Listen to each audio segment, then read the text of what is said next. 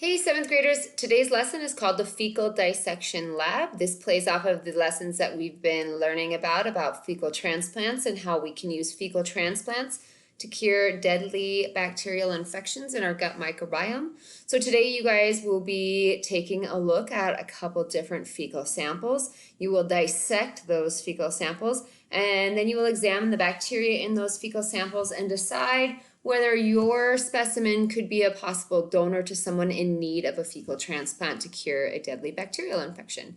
So your learning targets, I can form a claim and support that claim with evidence as to whether a fecal sample would be a good candidate for a fecal transplant. Okay, so first you guys want to take a second and complete your bell ringer. So go ahead, pause this video for a second and answer these two questions from the assignment yesterday. What is a fecal transplant? And why does a fecal transplant work?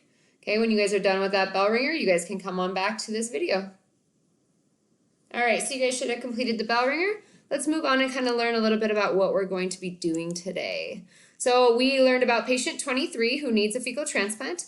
Okay, he got sick. We gave him antibiotics. The antibiotics depleted most of his gut microbiome, bad and good bacteria. And in that instance, we had a lot of extra food and space available in our microbiome for this bad C. difficile to move in, which could potentially kill him. So we're looking at giving him a fecal transplant. So your task is to determine if your fecal sample is healthy enough to be a candidate in a fecal transplant for patient 23.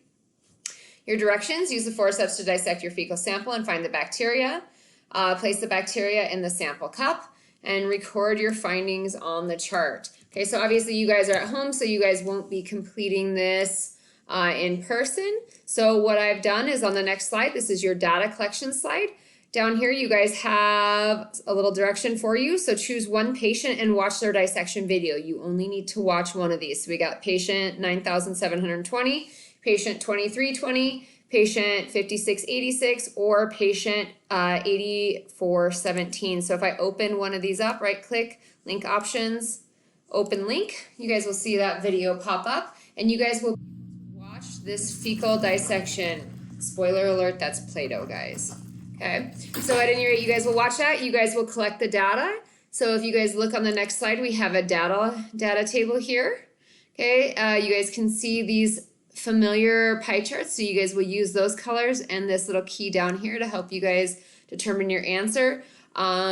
You guys might also have a light purple instead of a pink, so keep that in mind. It's going to be the same piece. So if you guys see pink in the video, that's the same color as light purple. In this case, the video is pink, but I just have some light purple beads coming. So, okay, so you guys will be digging through that or watching the video, looking for the color of the beads and how many of each they are. So what color represents these? Get that from the key on the next slide.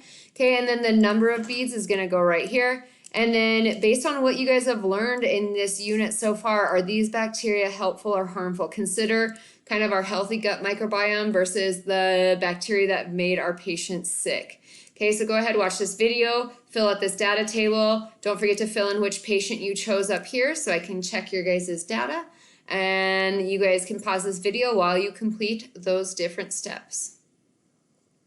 All right, so you guys should have filled out this data table. And you guys should have used your charts to get some data there. Okay, so what you guys are going to do is obviously we're going to skip the cleanup slide. First question for you. Analyze and compare your findings to the gut bacteria charts on slide 6. Okay, it's actually slide 7 now. Which chart best describes your fecal sample? So the 4 we had here are going to be the healthy gut. Okay, you got the healthy gut that got infected with the C. jejuni. And then we also have the gut after antibiotics and the gut that got infected with the C. difficile after. So again, healthy gut, bacteria with C. jejuni, after antibiotics, and gut bacteria with C. difficile. Okay, so you're going to circle which sample is represented in your guys' dissection video and from your data. Okay, and then can your fecal sample be used for a fecal transplant? This is going to be the start of your claim that you're going to make. So you're going to say yes or no, and then why or why not. Why do you think it would be a good donor or why not? Okay. If a patient were to receive your sample for a fecal transplant, what are some possible outcomes? Okay, so if you guys don't think it's going to be a good thing, what do you think could happen? If you do think it's going to be a good sample, what do you think could happen? So give me some detail there. Okay. Once you guys are done with 9 and 10, you guys can unpause this video and then we'll move on to the last little part where you guys will write your argument. Okay, so go ahead, pause the video, complete slides 9 and 10. All right, so 9 and 10 are done. We're going to move on to the last little part, which is your claim, evidence, and reasoning. So your fecal sample, is it good or is it a bad candidate to be used in a fecal transplant for patient 23? Your first thing you're going to do is you're going to state your claim. You're going to answer that question. Do you think your candidate or your sample is a good candidate for patient 23? Then you're going to provide some evidence that proves your claim, and you're going to explain your evidence. I'm going to break this argument down for you guys. So the first part is your claim on slide 12.